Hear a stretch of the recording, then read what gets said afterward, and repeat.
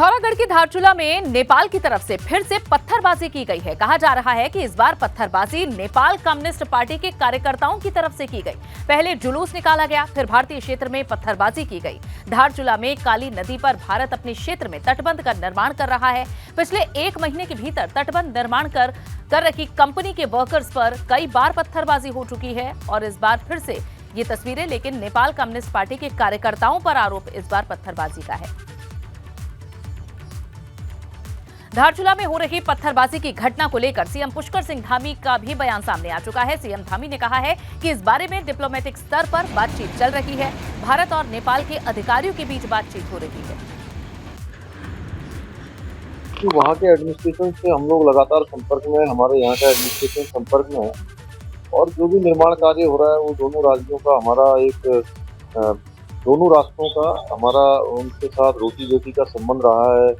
ये मुर्गी फार्म बना के हर महीने 2 लाख कमाते हैं। हर दिन इसमें सिर्फ 4 घंटे एक्स्ट्रा देते हैं। आपको भी ये सीखना है तो फ्रीडम ऐप को अभी डाउनलोड कीजिए। भाई भाई का संबंध रहा है और सदियों का पुराना संबंध है और वो संबंध मैं समझता हूँ कि कुछ लोग उसको उकसाने का काम कर रहे होंगे, लेकिन वहाँ पर जो एडमिनिस्ट्रेशन के स्तर पर उसमें कहीं कोई विरोधाभास नहीं है। हमारे ब्यूरो चीफ देहरादून से अजीत सिंह राठी जी इस वक्त हमारे साथ सीधा जुड़ चुके हैं, उन्हीं का रुख करेंगे। अजीत जी, किस तरह से इस मामले को बढ़ता हुआ देखा जा रहा है? पहले कहा जा रहा था कि आम जो नागरिक है उनकी तरफ से पत्थरबाजी की गई, अब वहां की कम्युनिस्ट पार्टी के कार्यकर्ताओं ने पत्थरबाजी की है, तो किस तरह की बातचीत ये नेपाल के अधिकारियों से चल रही है कि मामला बढ़ता जा रहा है? देखिए, अगर पिछले 3-4 महीने में हम अगर गौर करते हैं जितनी भी घटनाएं हुई हैं नेपाल की तरफ से पत्थरबाजी की, तो उसमें वही भारत विरोधी ताकतें हैं जो नेपाल के भीतर पनप रही हैं और जो भारत और नेपाल के रिश्तों को बहुत सही नहीं रहने देना चाहती, उनमें खटास पैदा करना चाहती है। खासतौर पर वहाँ की जो कम्युनिस्ट पार्टी हैं, उनके पहले भी अतीत में भी अगर आप जाकर के देखें, उनके भारत के साथ बहुत अच्छे संबंध कभी नहीं रहे। अब यहाँ पर ये पिछले 3-4 महीने में पत्थरबाजी का प्रचलन इतनी तेज़ी से बढ़ा है कि वहाँ जो आसपास के जो नागरिक हैं उनको भी खतरा पैदा हो गया है। खास बात यह है कि जो हमारी तरफ बाढ़ नियंत्रण के अवस्थापना के कार्य चल रहे हैं, उनकी पत्थरबाजी का एक ही मकसद है कि वहाँ पर भारत की तरफ से चल रहे कार्यों को रोका जाए। और कल भी एक बहुत बड़ा प्रदर्शन हुआ, उनके विजुअल हैं, भीड़ के भीतर से पत्थर फेंकते हुए सैकड़ों लोग भारत की तरफ पत्थर फेंक रहे थे।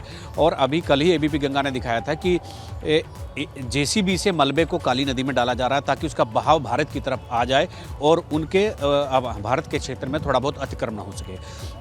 ऐसी तमाम करतूत काली नदी पर चल रही है। जो नेपाल के जो लोग हैं, पहले उन्हें आम लोग माना जा रहा था, कल कम्युनिस्ट पार्टी का प्रदर्शन होने के बाद ये हो गया है कि उनके चुनाव में अपेक्षित सफलता नहीं मिली, तो इसकी वजह से वो ज़्यादा उग्र हो गए। आज भी कल जैसा ही प्रदर्शन हुआ, आज भी पत्थरबाजी हुई। तो मुख्यमंत्री ने जैसा अभी कहा है, चूँकि ये अंतर्राष्ट्रीय सीमा का इशू है और उन्होंने भी दिल्ली में जो सक्षम पदाधिकारी है उनको ये इस बात से अपडेट कराया है कि यदि अगर ये पत्थरबाजी की घटनाएं बढ़ती हैं तो जो जिस तरह से हाल कश्मीर में हो रहा था, कश्मीर में पत्थरबाजी हो रही थी, तमाम चीज़ें हो रही थी, तो कहीं इस तरह का फैशन और इस तरह का प्रचलन नेपाल के भीतर ना चला जाए।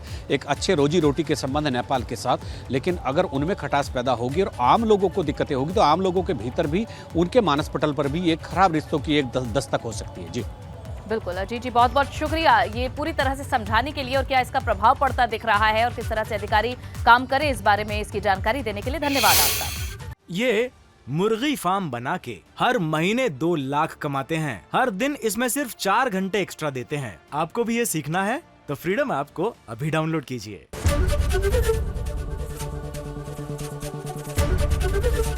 एबीपी गंगा, खबर आपकी, जुबान आपकी।